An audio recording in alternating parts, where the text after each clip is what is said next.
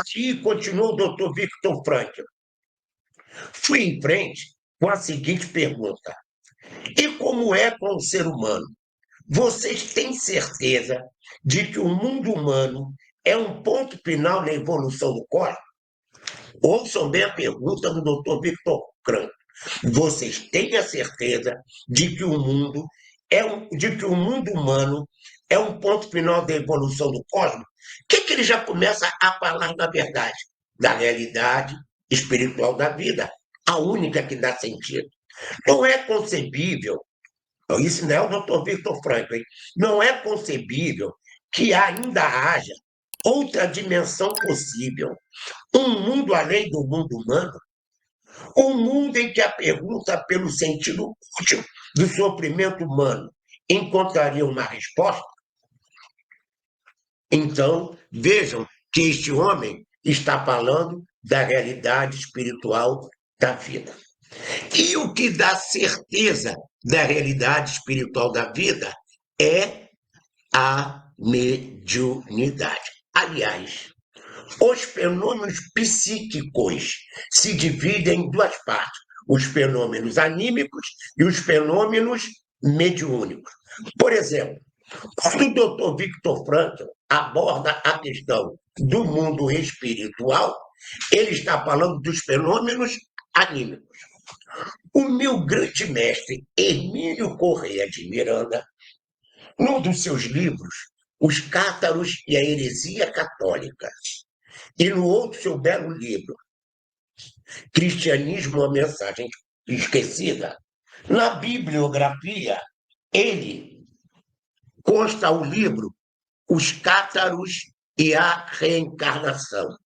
Consta os livros Os Cátaros e a Reencarnação, que o psiquiatra Arthur Guerdin escreveu, Os Cátaros e a Reencarnação. E como é que esse psiquiatra chega à conclusão da reencarnação como lei da vida? Fenômeno animista. Um colega dele encaminha para ele uma paciente.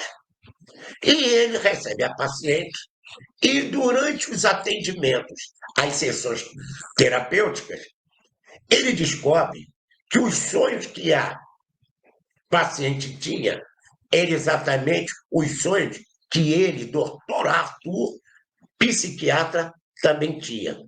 E ela relatava dados, nomes, que eles foram pesquisando e tudo era verdade.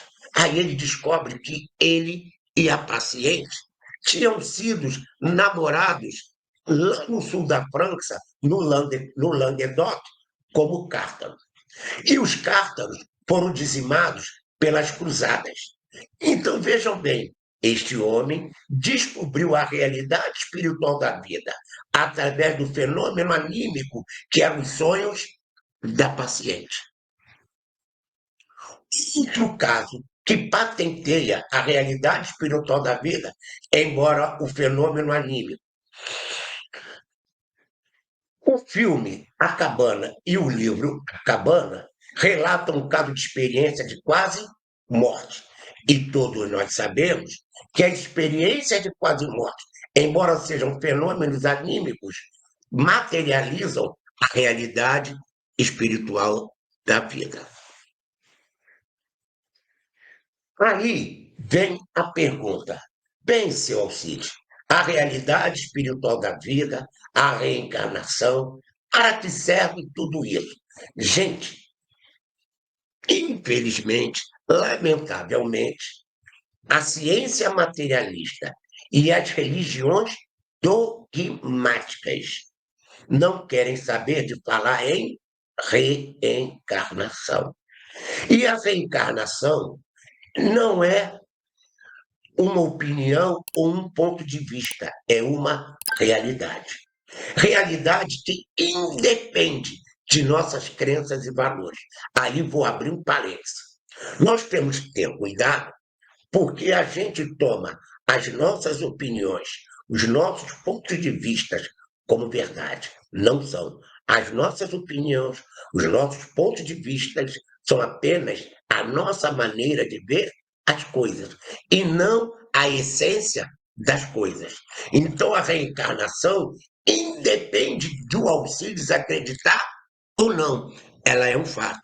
Por isso que Jesus disse lá: conhecereis a verdade, e a verdade vos libertará da opinião e do ponto de vista que levam ao exclusivismo doutrinário.